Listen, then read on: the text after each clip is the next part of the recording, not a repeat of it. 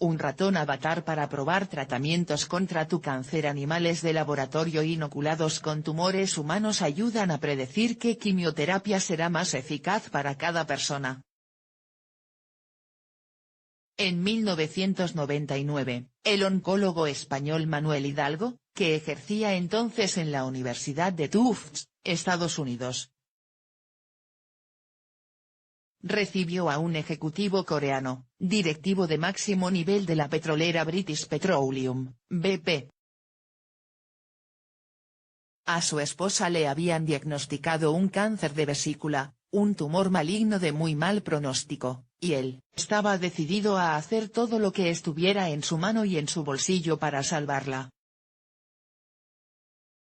Contactó con Hidalgo para ver qué se podía hacer, y el español le devolvió la llamada, con una insólita propuesta: quería implantar a un ratón de su laboratorio una porción del cáncer de su mujer. En el animal se probarían las distintas opciones terapéuticas, y el resultado ayudaría a predecir qué tratamiento de quimioterapia iba a ser más eficaz para ella. Una fotografía del empresario, su mujer y su padre se puede ver hoy en el despacho de Hidalgo en el Centro Nacional de Investigaciones Oncológicas, CNIO, en Madrid. La coreana, de quien el médico prefiere no dar el nombre, sigue viva 15 años después de que su marido financiara la copia de su cáncer en otro animal con $600.000, 527.000 euros.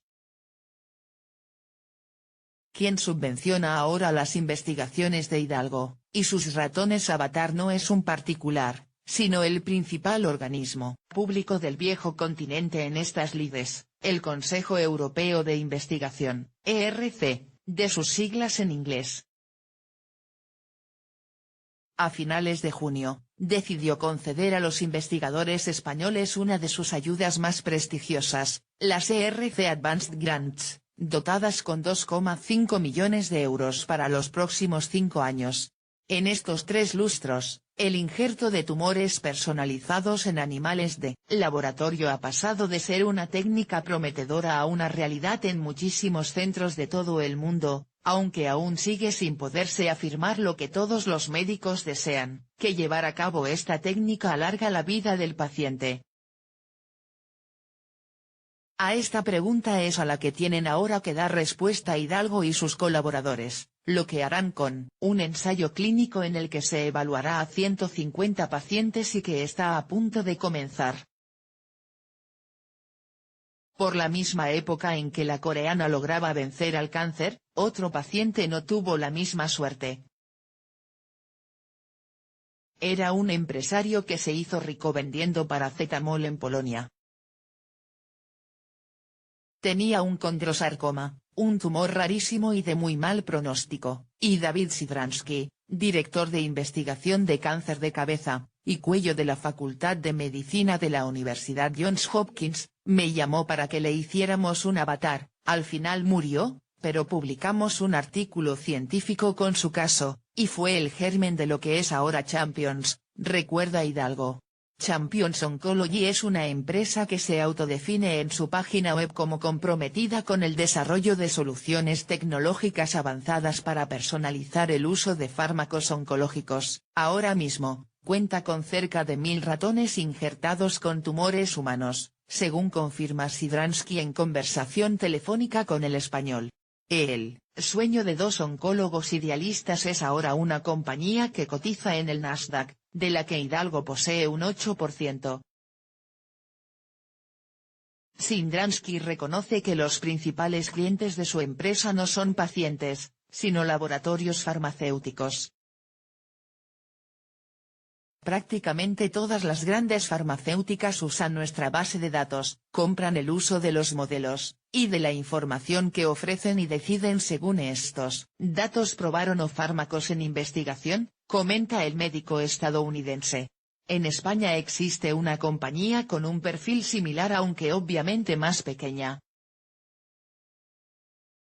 Senopat es una empresa público-privada, una spin-off del Instituto Catalán de Oncología, ICO, el Instituto de Investigación Biomédica de Belvidere, IDIBEL, y el Hospital Universitario de Belvidere, JAP. Pero la generación de modelos de ratón con cáncer está lejos de estar tan extendida como en Estados Unidos, donde cualquier paciente que pueda permitírselo puede encargar uno de estos avatares con su cáncer. Lo comenta Héctor Palmer, responsable del Laboratorio de Células Madre y Cáncer del Vall d'Hebron Institute of Oncology, en Barcelona, otro de los centros donde se investiga con estos animales. En Estados Unidos sí es un negocio, hay pacientes que se niegan a entrar en un ensayo clínico, hasta saber si su ratón responde o no al fármaco que se está probando, comenta. En España, denuncia este oncólogo, la financiación pública es minúscula, pero sí hay interés por parte de las compañías farmacéuticas, que dan bastante libertad, porque lo que les interesa es que haya modelos. Los pasos del experimento 1. Elegibilidad. En el ensayo clínico que financia el ERC, los participantes están muy acotados.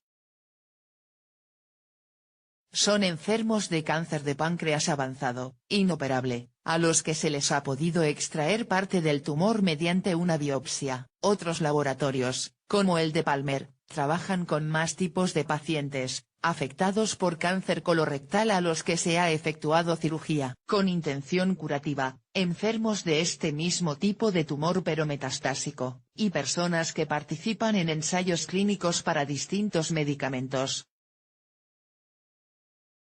En Estados Unidos la variabilidad es mucho mayor.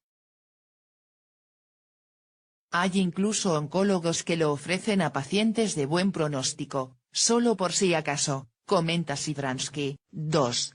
El proceso. Una vez diagnosticado, el enfermo comienza a recibir el tratamiento convencional. Al mismo tiempo, sus médicos le someten a una biopsia, aunque ya se haya hecho una para el diagnóstico. El tejido tiene que estar fresco, recuerda Hidalgo. De parte del fragmento se extrae el ADN para la secuenciación del tumor, el resto se inyecta bajo la piel de 5 o 10 ratones y, en más del 80% de los casos, crece. Esto no es suficiente para hacer un experimento, hacen falta más animales, a los que implantas el cáncer de los primeros según se va desarrollando. Al final, se llegan a tener 80 o 90 ratones con el tumor original del paciente. 3. La búsqueda de los fármacos. Una vez secuenciado el genoma, se buscan los fármacos que más se puedan ajustar al tumor. Fátima Al-Sarour, bioinformática del GNIO, lo explica, se secuencia el tumor y la sangre del paciente y se ve qué es lo que tiene el cáncer que no tiene la secuencia normal. A continuación, se incluyen los resultados en una base de datos, en nuestro caso una desarrollada por nosotros mismos, PanDrugs. La herramienta ofrece ciertos fármacos candidatos y nosotros los priorizamos. En primer lugar, los que están aprobados por las autoridades sanitarias, en segundo, los que se están probando en ensayos clínicos y, por último, los que están en fase experimental, comenta Al-Sarour, que incide en que el secreto está en hacer metodologías de predicción. Es decir, averiguar en el ordenador qué fármaco funcionará en el ratón y tendrá, por tanto, más posibilidades de ser eficaz en el paciente. Normalmente, se proponen de 2 a 5 medicinas, el avatar es costoso técnica y económicamente, y no se pueden ofrecer demasiadas propuestas, resalta la experta del GNIO. Tras todo este procedimiento, el oncólogo responsable del experimento recibe los resultados, y decide aplicarlos o no a los ratones. Los bioinformáticos te hacen la propuesta, algunas son muy obvias, otras claramente erróneas. No es un procedimiento automático, comenta Hidalgo. Los usos de la información. Los ratones avatar tienen varias utilidades. La primera es obvia y es mejorar la supervivencia de pacientes con muy mal pronóstico.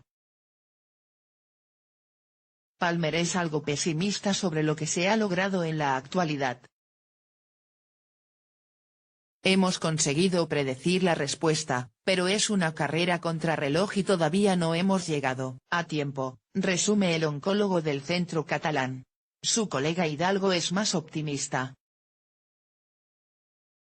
En su haber, un paciente de cáncer de páncreas con una tasa de mortalidad altísima que sobrevivió 7 años, 6 y medio más de la expectativa con la que llegó a su consulta.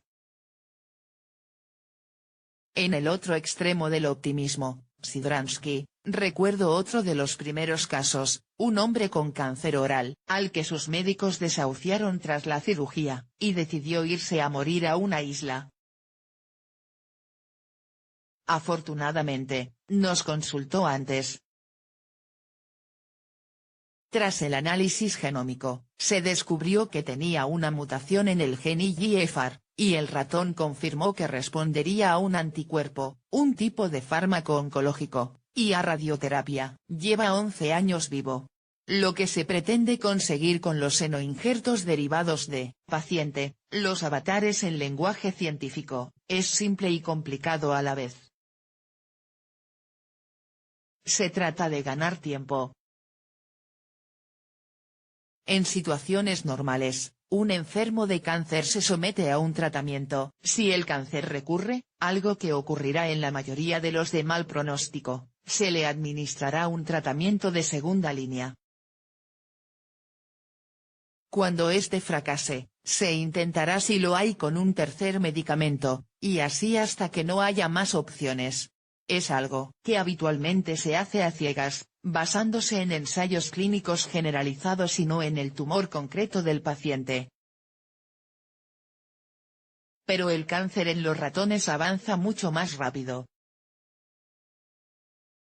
Hidalgo acota los tiempos, se inserta el tumor, que tarda en crecer 10 o 15 días, se empieza a tratar con un medicamento y en 28 días, sabemos si este funciona o no. En el cáncer de páncreas humanos, sin embargo, se tarda 6 meses en averiguar lo mismo. Más allá de alargar la supervivencia del enfermo, el uso de este tipo de modelos tiene otras muchas aplicaciones. No solo reproducimos la respuesta terapéutica, sino que sabemos por qué. El ratón no solo ofrece información para elegir tratamiento, sino para evaluar la progresión, comenta Palmer. Las compañías farmacéuticas y biotecnológicas también se benefician de las bases de datos que genera el conocimiento aportado por los animales. El futuro. Todos los expertos, consultados para este reportaje, tienen claro que el uso de senoinjertos en ratones es una técnica con futuro y también que hay flecos que solucionar. El primero está en los propios ratones. Hasta ahora, lo habitual es utilizar ratones inmunodeprimidos, a los que se ha modificado en el laboratorio para que no tengan defensas. De esta forma, su organismo no reacciona contra el cáncer ajeno. De hecho, se empezó usando para estos experimentos a ratones Newt, que aún mantenían algo de inmunidad, pero pronto se pasó a los más inmunodeficientes hasta la fecha, conocidos como NSG. Así se ha conseguido un gran éxito a la hora de que los tumores se repliquen en el organismo del ratón. Sin embargo, esta gran ventaja se vuelve desventaja para probar una de las terapias más prometedoras en la lucha contra el cáncer, la inmunoterapia. Estos tratamientos funcionan modificando las defensas del organismo para enseñarle a luchar contra su propio cáncer. Lógicamente, los ratones avatar no sirven para probarlas, porque no cuentan con dicho sistema inmune.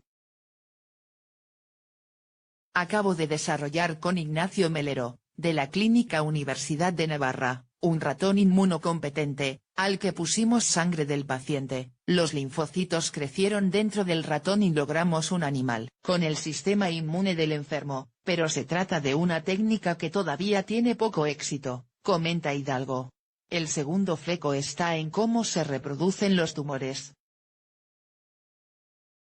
Precisamente para poder observar cómo se comportan y cómo responden a los tratamientos, lo habitual es injertar el cáncer bajo la piel del ratón. Así, la réplica no es exacta, porque el tumor no está anatómicamente en el mismo lugar que en el enfermo. Eso impide, por ejemplo, analizar el comportamiento de las metástasis. Como explica Palmer, ya se ha desarrollado una solución para este problema y son los llamados ortoxenoinjertos. El fragmento del tumor humano se inserta en el mismo órganos de origen en el ratón. Es lo que llevan a cabo en la empresa Xenopad, aunque el propio Palmer reconoce que dichos experimentos son más difíciles según la progresión del tumor. A pesar del papel destacado de los ratones en este área de investigación, existe la posibilidad de que en un futuro el procedimiento pueda llevarse a cabo sin animales, lo que sin duda abarataría el coste. Puede que sea posible llevarlo a cabo en un derivado de células del paciente que se conviertan en organoides, órganos artificiales creados a partir de células madre reprogramadas, aún en fase de investigación, que crezcan en una placa de Petri, es algo que se está empezando a estudiar, señala Palmer. Hidalgo está de acuerdo. Estamos en la versión 1.0, hay mucho que mejorar en cuanto a rapidez, y a modelos donde probar los fármacos, el coste, pero si hay un obstáculo que dificulta la investigación con este sistema es el económico. Hasta recibir la ayuda europea, Hidalgo se financió gracias a donaciones particulares, sobre todo en Estados Unidos, y al apoyo de dinero filantrópico. La Fundación CRIS contra el cáncer nos dio más de 100.000 euros para empezar y con ello financiamos el primer estudio, en el que tratamos a 20 pacientes, recuerda Hidalgo. El coste de los experimentos se ha reducido considerablemente desde los inicios de la técnica. Sidransky comenta que actualmente cuesta alrededor de $1.500, 1.300 euros, pero con el estudio asciende a 10.000, en Estados Unidos. En España aún no es una práctica habitual para los pacientes, por lo que es difícil cuantificarlo. La tecnología es la gran responsable del coste, pero los animales son una parte importante del mismo. Según explican en el GNIO, cada ratón NSG cuesta 145 euros, a lo que hay que sumar el transporte, ya que los traen de empresas situadas fuera de España. Por último, hay que tener en cuenta los fármacos. Los medicamentos oncológicos son muy costosos. Aunque Hidalgo reconoce que en la mayoría de los casos son cedidos por los laboratorios, comenta que usan ciertas estrategias para abaratar costes. A veces busco pastillas que le sobren a pacientes. La familia de una afectada que desgraciadamente acaba de fallecer me ha mandado 20 cápsulas de crizotinib, un fármaco para el cáncer, con eso tengo para todos los estudios. Para los inyectables, busco lo que sobra en las farmacias hospitalarias. Si un paciente necesita por ejemplo 450 mililitros de un fármaco, se abren 2 viales de 250 y sobran 50, que normalmente se tiran. El problema de la financiación se solventará si el proyecto que dirige Hidalgo da resultados positivos, y se demuestra de forma fehaciente que la utilización de ratones avatar aumenta la supervivencia. También lo podrán hacer otros ensayos clínicos en marcha en todo el mundo. Al-Sarour tiene claro que, ella se haría un ratón avatar si llegara el caso y se lo pudiera permitir. Está claro que es un tema económico, pero creo que te abre unas posibilidades, que aumenta opciones. Hasta que no se haga el estudio extensivo no vamos a saber si es una gran ventaja. Yo no creo que usar un ratón avatar vaya a suponer un aumento del 80% de posibilidades de supervivencia en general, sino que lo hará en casos muy personales y específicos, resume. Sidransky concluye en su línea optimista habitual. Por supuesto que sí me haría uno. De hecho, muchos de nuestros clientes son derivados de oncólogos que creen en este proyecto y lo recomiendan casi de forma personal. La voz del paciente, la mujer de un empresario y expolítico ibicenco, que prefiere no dar su nombre, es una de las pocas personas que ha participado en un experimento con ratones avatar. Ella no ha querido hablar para este reportaje, su estado de salud es delicado, y el seno injerto no ha sido en ella todo lo beneficioso que su marido y su médico querían. Pero este último ha optado por relatar su experiencia a este diario. Lejos de estar resentido, subraya que su oncólogo, Manuel Hidalgo, les advirtió desde el principio que los resultados serían a largo plazo y que no estaban garantizados. También nos dijo que podría beneficiarse otra gente distinta a mi esposa. La odisea de esta mujer comenzó en una consulta de atención primaria, donde un médico de familia advirtió unos nódulos en el páncreas que valdría la pena analizar. El matrimonio decidió tratarse en el Hospital Madrid San Chinarro, donde le realizaron un PET-TAC que desveló un cáncer detectado, en teoría, a tiempo. El tumor se operó, se quitó la parte afectada y un margen de seguridad, y se le dieron sesiones de quimioterapia por si habían quedado microcélulas, comenta su marido. Al cabo de un año, se vio que la estrategia no había funcionado y las células tumorales habían proliferado a la glándula suprarrenal, donde formó tumores pequeños y de poca actividad.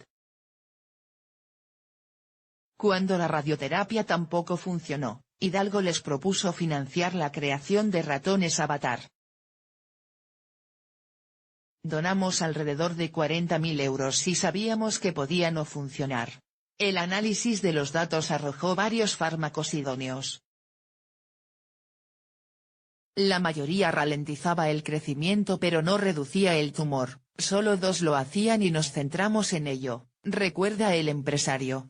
Mientras que uno de los 2 medicamentos produjo reacciones muy adversas a su mujer, el otro se le pudo administrar con normalidad. Ahora están a la espera, aunque las expectativas no son muy halagüeñas. Uno de los argumentos que nos dio el Dr. Hidalgo es que suponía un avance científico, dice. Solo a base de éxitos y fracasos se podrá responder a la pregunta de si los avatares son realmente un arma eficaz contra el cáncer. Pero el trabajo no es en vano. Todos los investigadores coinciden en que la información que aportan es y será de suma utilidad. Un fracaso en este campo es a la vez un éxito.